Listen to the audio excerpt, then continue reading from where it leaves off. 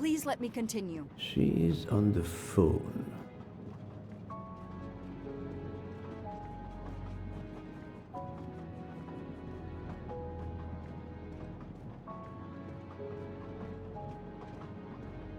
There's more to the story. I don't need Detective Locke for the moment.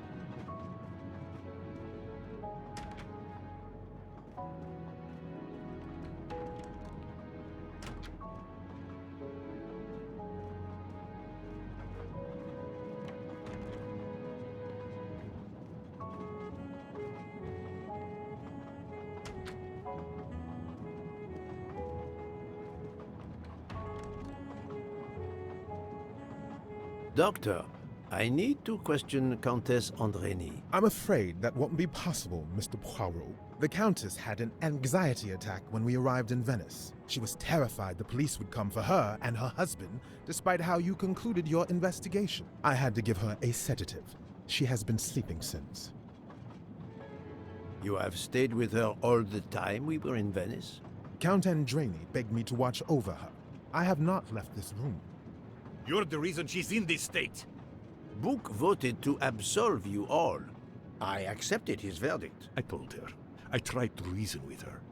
What she has already suffered, the strain of these last few days, it was too much. I understand, Count. It's quite all right. I have the answers I came for.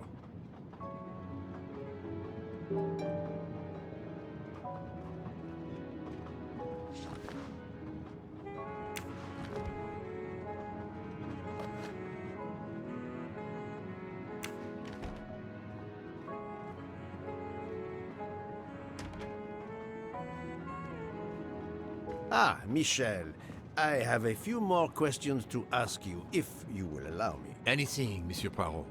We are in your debt. Please tell me your movements when we were stopped at Venice Station. Once the compartments were cleaned and the linen refreshed, I stayed in my quarters. Did you notice anything special? Comings and goings? Monsieur Bouc had asked everyone to stay in their compartments. I would occasionally walk the train to ensure everyone was comfortable. Oh, I saw Monsieur Mori was all alone loading his crates of provisions. A great chef like that, reduced to petty labor, I would have helped him. But Monsieur Bouc had ordered me not to leave the train for any reason. So, Monsieur Mori was forced to labor alone. Let us review the actual timeline of the night of Ratchet's murder, not the one manufactured to hide your crime. I left the train in Minkowski for a smoke. Then I resumed my post. That was the truth. The train departed on schedule. But then, of course, an avalanche of snow blocked the tracks. At 12:45, Madame Hubbard and I met in her compartment to discuss how to adapt our plan. Due to the snow and Poirot. The little play we had staged for you had to be rewritten. I left her compartment at approximately 1:15. Then the curtain went up. Calls in the night, the red kimono, all for my benefit. And all for nothing, as it turned out. Do not blame yourself, Michel. I am the theater critic no playwright wants to see in the audience.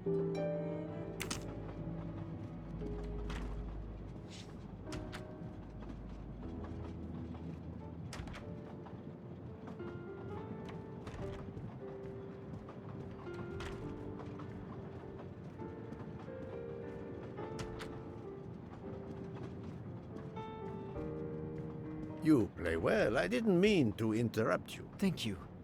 Many years of piano lessons thanks to my mother. I try to play in a few clubs in Paris when I get the chance, but as you can see, it hasn't made me rich. What can I do for you? Conversation only. Tell me about your time in Venice. I had Monsieur Bouc's permission to see my sister. She lives in Marghera, just outside of Venice. She had a baby a few weeks ago. This was my first chance to meet my new nephew. Monsieur Bouc gave you permission? Yes, you can ask him. Most assuredly, I will.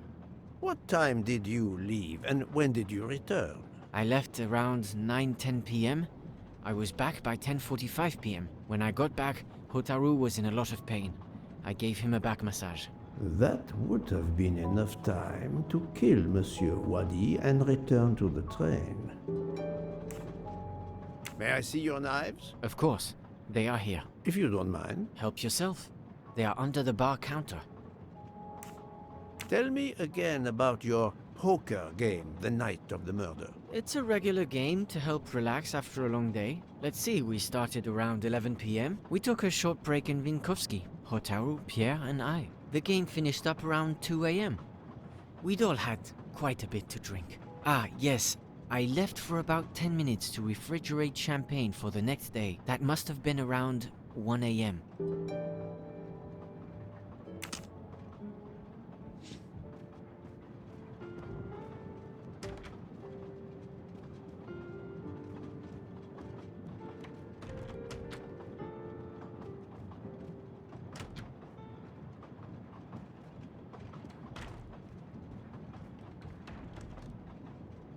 You told Fauché he could go into Venice? Marghera, actually. Not so far away. It was his only chance to see his sister. He's been working every trade for weeks. There is never time to see the new baby. Enough, Book. Your heart does you credit, but your common sense, it... I know. But it's fine. Isn't it? He did come back. Oh, it's fine, as you say. Unless he saw the baby, then killed someone else and returned to the train. But that's monstrous. Murder is always monstrous, my friend.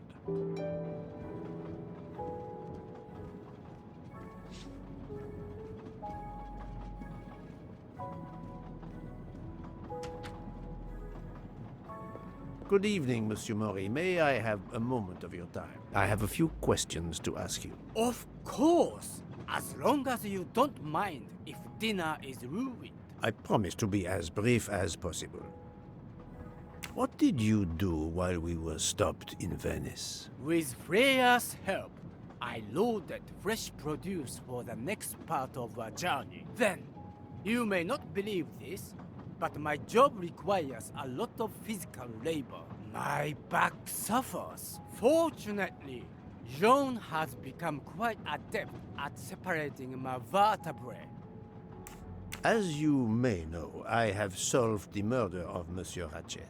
That is a shame. I beg your pardon? The bastard sent my steak tartar back, telling John I was to burn it. I will add it to the list of his crimes. One wound on Monsieur Ratchet's body was struck by a very sharp, thin-bladed knife. We haven't found it yet. You think one of mine was used? I'd like to have a look, if you don't mind. In that drawer.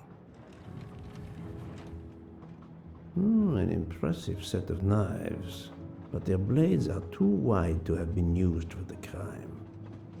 Tell me about your poker game the night of the murder. We started around 11 p.m. When John finished his shift, we played until around 2 a.m. From what I remember, it's a bit vague. You played without a break. Actually, we did break once for a smoke. John, Pierre, and I. When we stopped in Vinkovsky. When was that? Around midnight?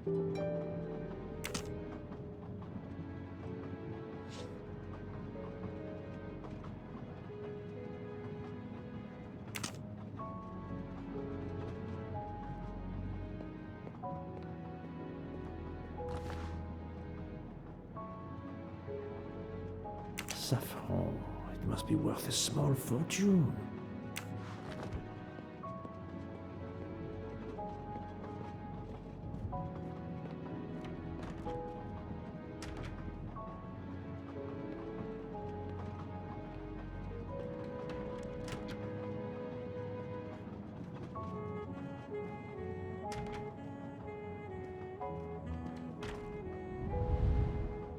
The box is secured by some sort of locking mechanism. The design is formed by 3 commas. What is the word in Japanese? Tamoe. And it's obviously missing a piece.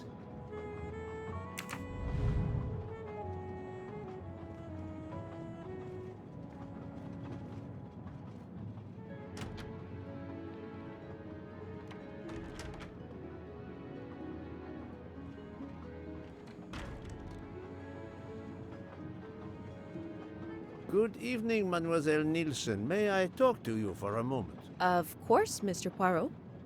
I'm not going to bed right away. Can you tell me your movements while we were stopped in Venice? That'll be easy. I didn't move much at all. Let's see. I helped Hataru load all of the food crates aboard the train. Hataru had everything he needed, but I realized they forgot half of my order. I spent over an hour on the phone with the supplier without success. I had to change the dessert menu for tomorrow. Dr. Constantine found a stab wound on Ratchet's body that was caused by a much thinner and sharper blade than the others. Possibly a chef's knife? My thought, precisely. And you'd like to see my knives? If you wouldn't mind. I would gladly show you if I had any, but I don't. I use the regular kitchen knives. You may search if you don't believe me. I see. All the knives the staff use are in the kitchen or in the lounge, except... Except Hotaro prefers to use his own. Monsieur Mori doesn't use the kitchen knives? Not usually. I know he keeps a set of traditional Japanese knives in a box in his room. He doesn't let anyone else use them. Although now that I think of it, he has been using the kitchen knives lately. Can you tell me exactly about your poker game the night of the murder? We started around 11 p.m. In Vinkovsky, we took a short break. Hataru and Pierre went outside to smoke. Oh, and Hataru got sick around a few minutes past 1 a.m. 1:10 a.m. maybe? He spent about 15 minutes in the bathroom, but he didn't want to quit on a losing streak. Did his luck improve? No, so we played to around 2 a.m. He lost every hand. I've talked to everyone, but some elements of the testimonies do not seem to correspond. I need to recheck a few things.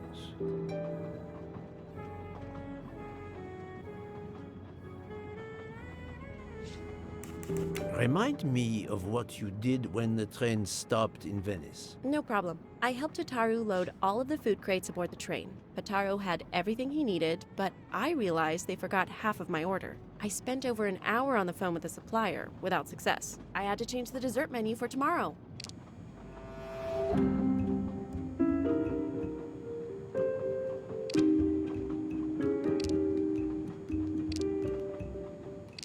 That does not prove she's lying.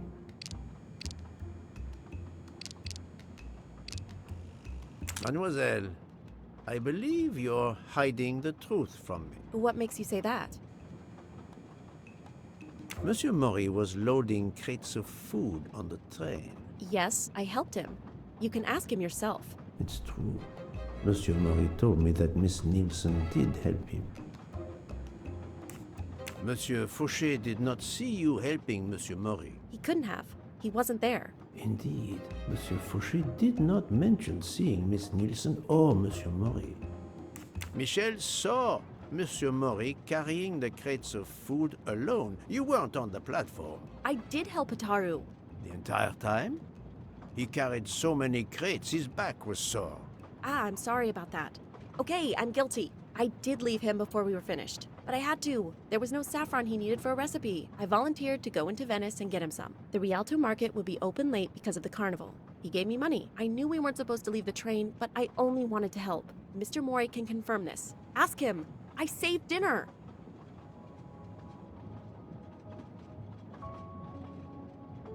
Oh, on behalf of my palate, I thank you.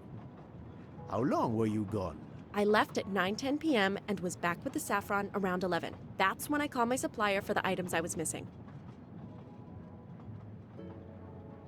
Miss Nielsen had almost 2 hours to buy the saffron, find a costume, kill Monsieur Wadi, elude Detective Locke, and make it back to the train for that phone call. Yes, it's possible that was enough time.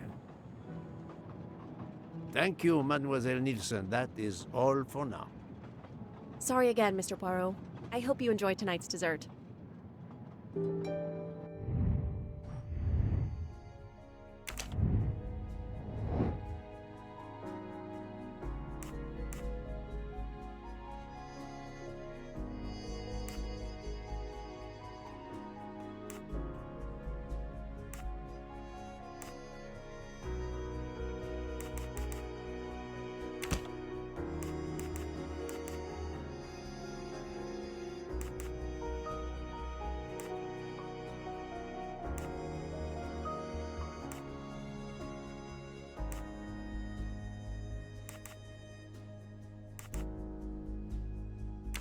This is wrong, but I'm never far from the truth.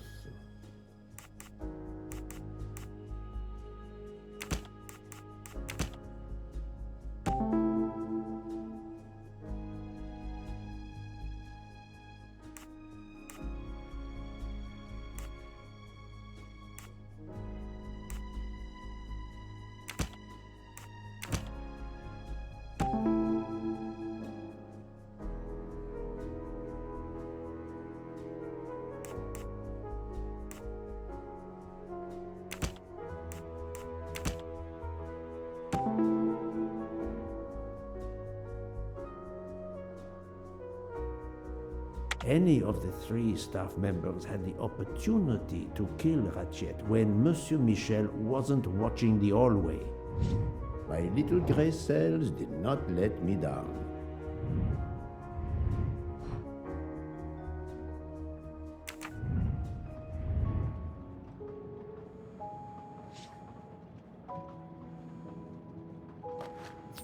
Another delightful trophy for my collection.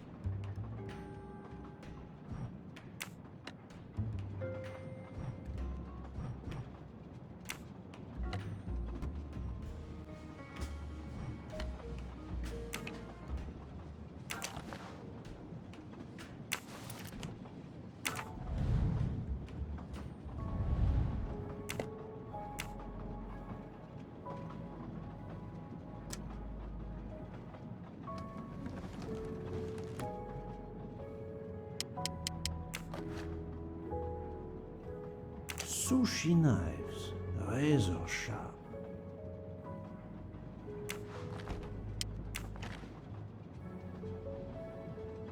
Colteria Venezia.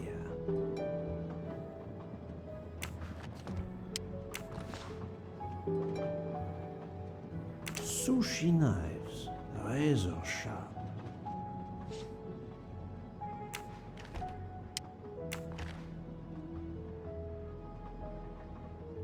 Sushi knives, razor sharp.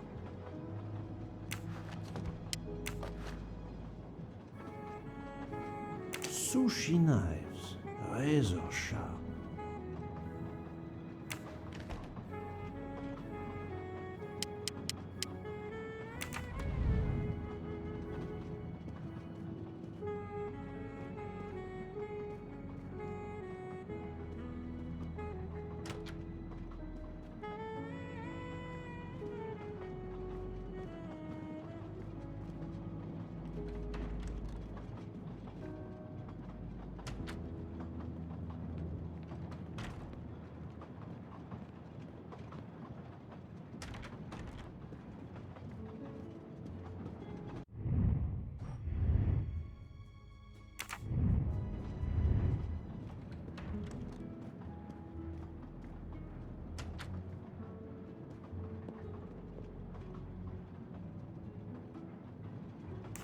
I'm sorry, Monsieur Mori, but haven't you forgotten something? You haven't told me about the knives hidden in your room. Ha! Yes, indeed. I forgot to tell you about those. They are my personal knives. I only use these knives. There are none better. I bought them all in Japan. No one is allowed to touch them except me.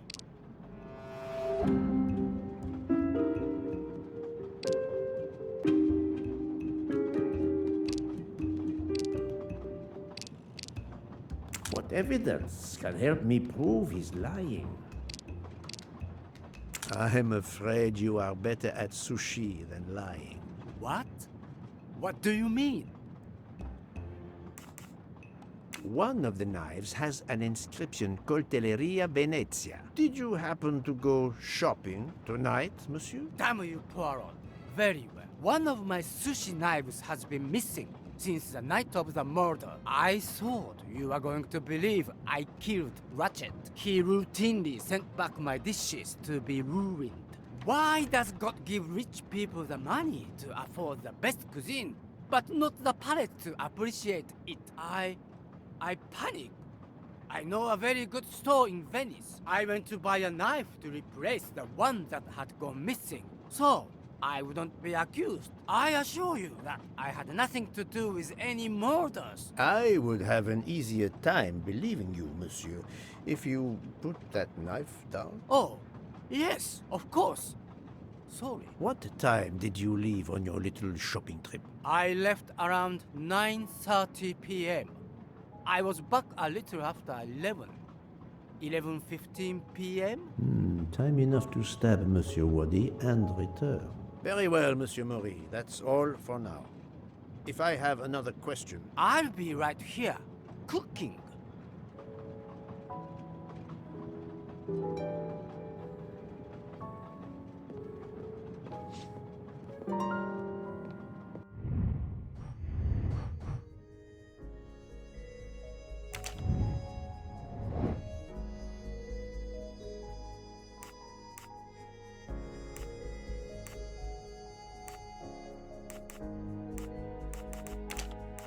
No, not good. Think, Poirot. That is not a good answer. I do not think that's the right answer. Think, Poirot. I must admit I'm not right this time.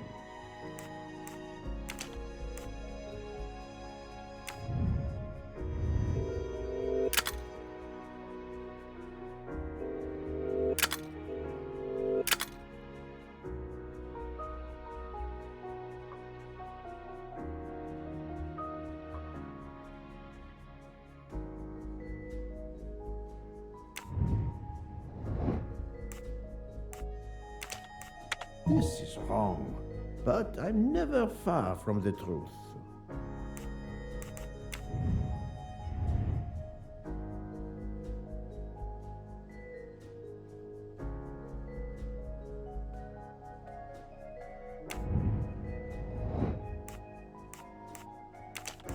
No. Think. This. I do.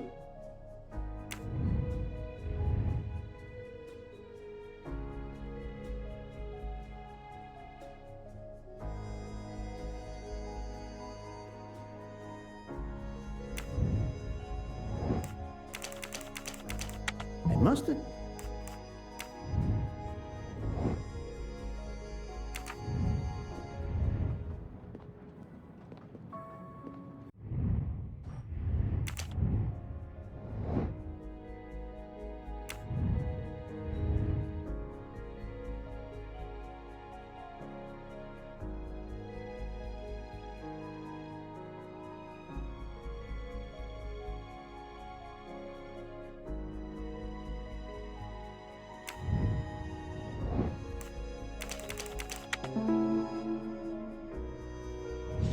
That's the right answer.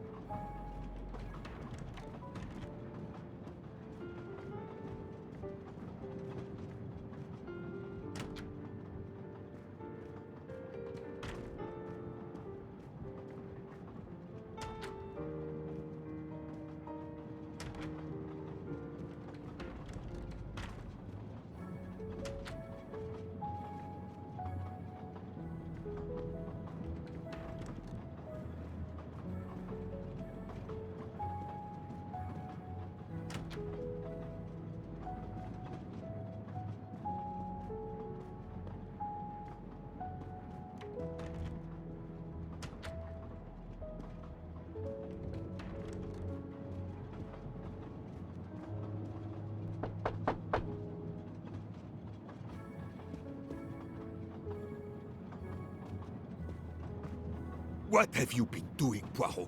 I am completely in the dark. I will shine some light on the situation, my friend. I have 3 new suspects who could have killed Ratchet and Monsieur Wadi. Miss Nielsen, Monsieur Fauché, and Monsieur Mori. They all had periods of time during both murders to commit the deed, and their alibis are weak. A visit to a family, and not 1, but 2 shopping trips. But... all are my employees. Alas, yes, my dear book. But we have no proof against any of them. None of the 3 appears to have any motive whatsoever. But this is a tragedy. Do not give up hope. We will catch this murderer. There is still one place that may hold the evidence we need. Geneva. Exact. Do not give up hope? Well, that's easy for you to say. But what if it's Freya? What becomes of dessert? If it's Sotaru, who will cook? Me? And the worst, if it's Jean, who will serve the drinks? I've been checking up on the Banque du Lac. I had to confirm my identity for Interpol, so they contacted my captain at the Berkshire Police. I suspect he was not pleased. That my vacation was actually an unofficial investigation? I'll say. I would be happy to speak to him on your behalf. Thank you, but he'll get over it. It's a chance to close the books on the Armstrong kidnapping. He stopped yelling, asked for a report, then granted me an extra week. Excellent. What did you learn from Interpol about the Banque du Lac? It's had a bad reputation for over a century. Customers have included the mafia, Nazis, corporate swindlers of every description, even heads of state. It is true, this. It is the worst-kept secret in banking. They take advantage of the bank's strict policy of protecting the anonymity of its clients. This is in defiance of many laws from multiple countries, including Switzerland itself. Of course, I have never taken advantage of such a corrupt system. That goes without saying, my friend. There are ongoing investigations, subpoenas, court orders. The bank will eventually have to comply, or its assets may be seized. But until then, it still thrives, thanks to its wealthy and powerful clients. It sounds perfect for the late Monsieur Ratchet. Do you have any ideas? The serial numbers from some of the bills match those from the Armstrong kidnapping. We agreed in Venice that the bulk of the money must still be physically in the bank's vault. I concur, Detective Locke. Exemplary work. So, our next task is clear. We need to get into Ratchet's safety deposit box. There'll be codes, passwords. And Monsieur Wadi would, of course, have known them all. The bag of money he carried is proof of that. We'll need to find information about Ratchet's box in Wadi's office at the bank. Most assuredly, but remember the secrecy involved. I doubt his office will contain all we need. Where else must we dig?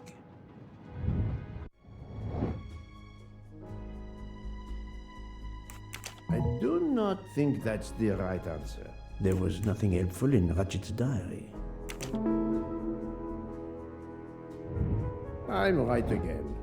That happens to me a lot. Mr. Wadi couldn't keep all of his secrets at the bank. Hopefully we'll find something in his apartment. We already have his address thanks to his passport, and his keys we retrieved from his body. The train stops in Lausanne at 8 a.m. But that's far from Geneva. I can delay the departure until 11 a.m.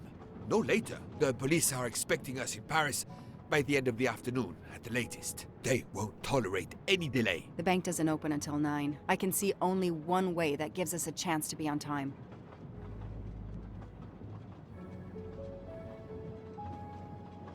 Ferries travel between Lausanne and Geneva, but it would take over 3 hours. We can't depend on finding a faster boat. Better to take a taxi and pray traffic is light.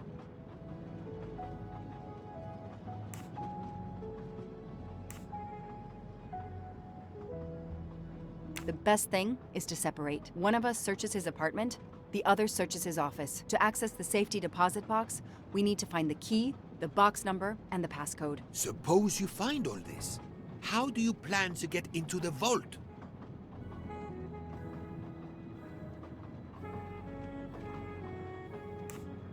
My captain suggested an international warrant to search the box.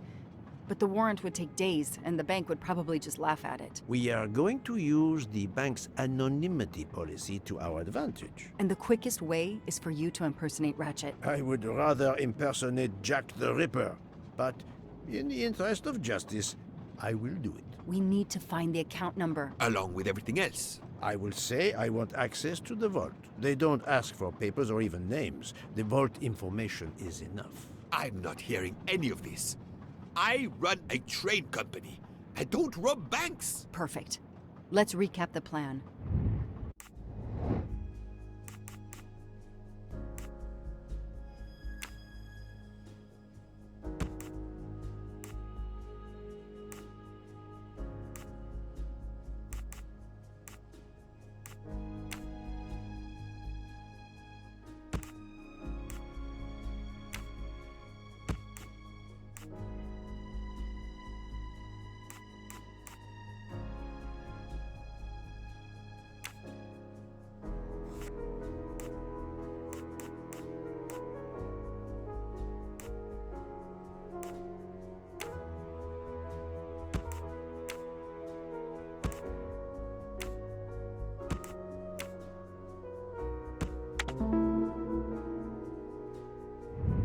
My little gray cells did not let me down.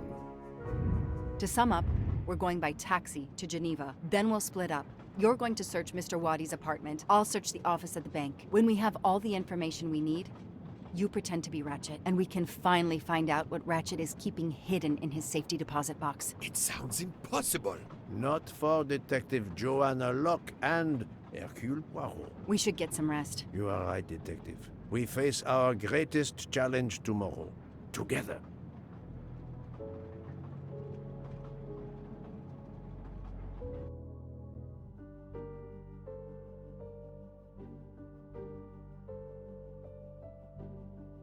Nine o'clock. Our driver did well. It took barely an hour to get here from Lausanne. But we must conclude our business in 1 hour as well. Book can only hold the train until 11 o'clock. 1 hour to find the key of Ratchet's safety deposit box, the box number, and its passcode. A lot to ask. Indeed, which is why we must split our forces. I will take the cab to Monsieur Wadi's address. You must search his office. I have you on speed dial. And thank you, Mr. Poirot. For what, mademoiselle? For trusting me.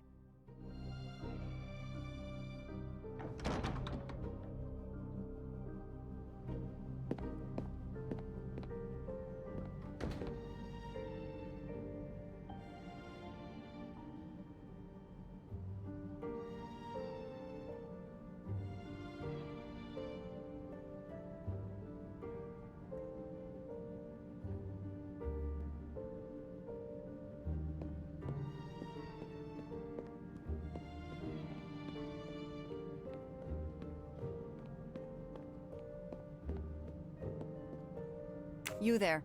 I have an appointment with Mr. Wadi. Let me check.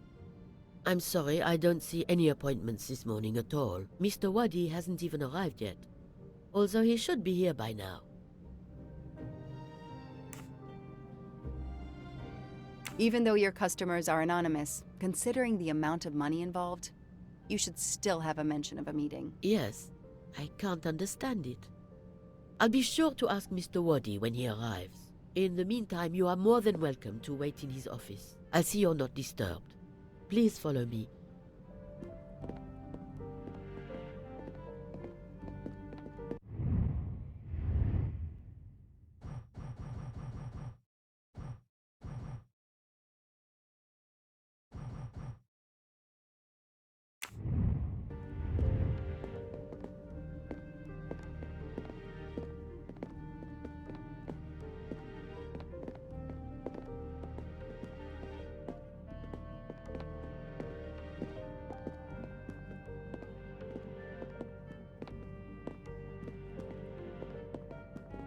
Please come in. I can't understand where Mr. Wadi might be. You're right. I don't have much time at all.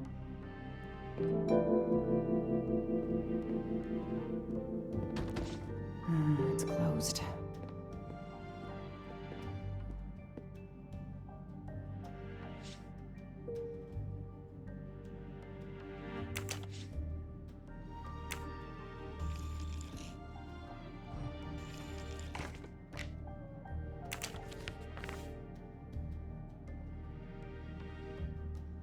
I'm taking a picture of it. I'll send it to Poirot. It might be useful to him.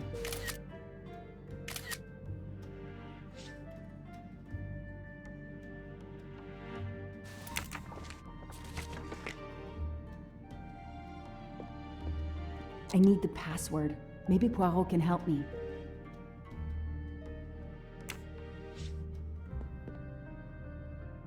Locked.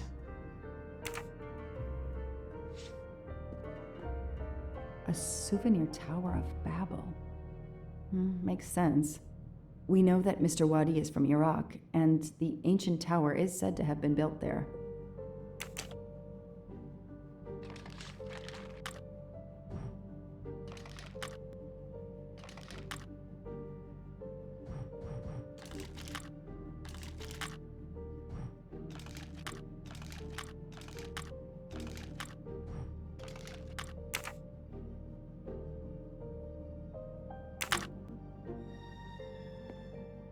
Alice in Wonderland, again.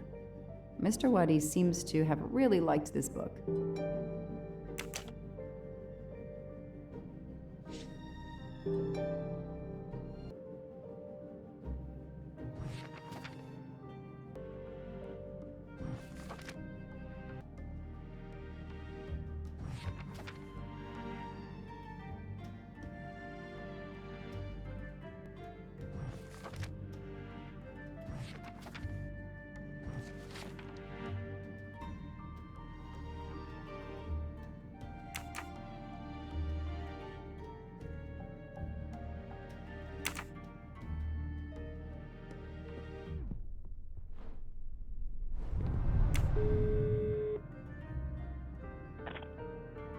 I managed to get into Wadi's office. I did a quick preliminary search. Everything is locked, including his computer.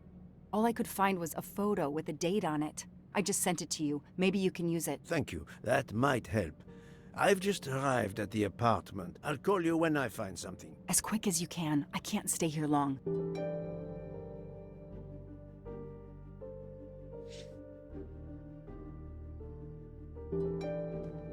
This is definitely not Monsieur Wadi's apartment. Ah, here we are. Let's see if the key I picked up in Monsieur Wadi's luggage in Venice will open his door.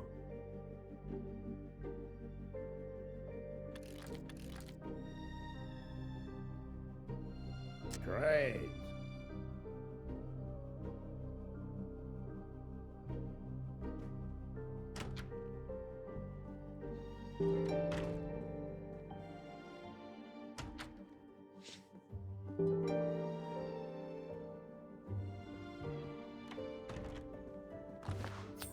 Ha-ha! Golden mustache.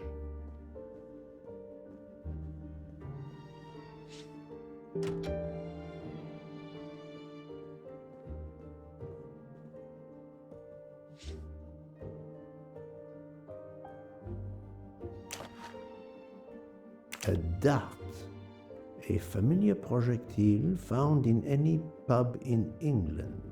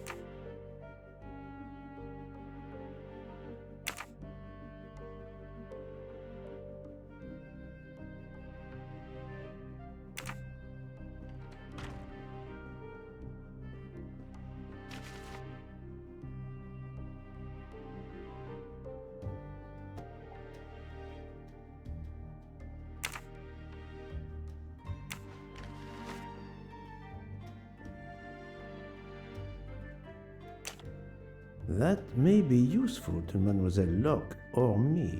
I'll take a photo.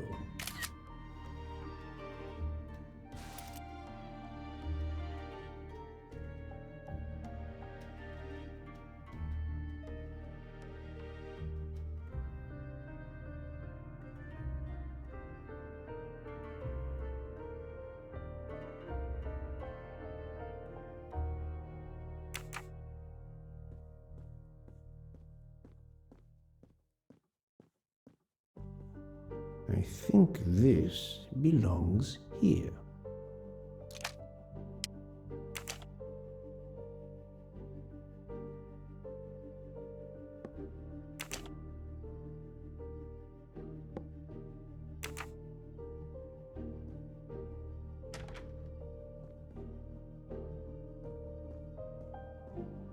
Staring at the clock won't help, Poirot.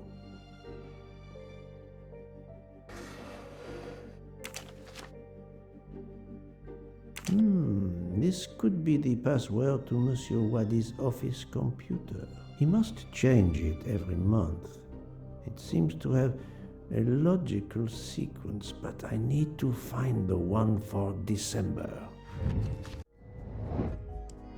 If that's the password to the computer in Monsieur Wadi's office, we still need to translate the Arabic characters. And there weren't any Arabic characters on the office computer's keyboard. I wonder if the computer in Monsieur Wadi's office has a similar Arabic keyboard. That's the right answer.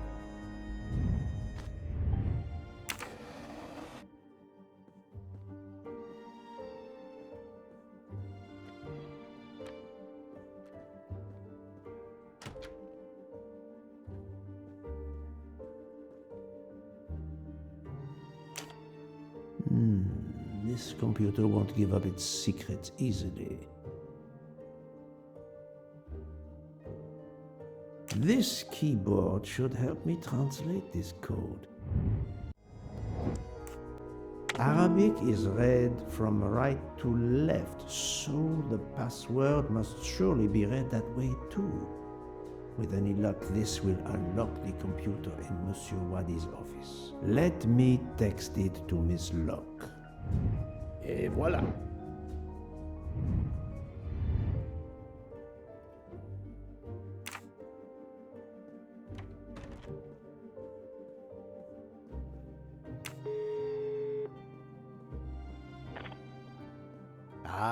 The peculiar habit some people have of displaying things on the door of their refrigerator.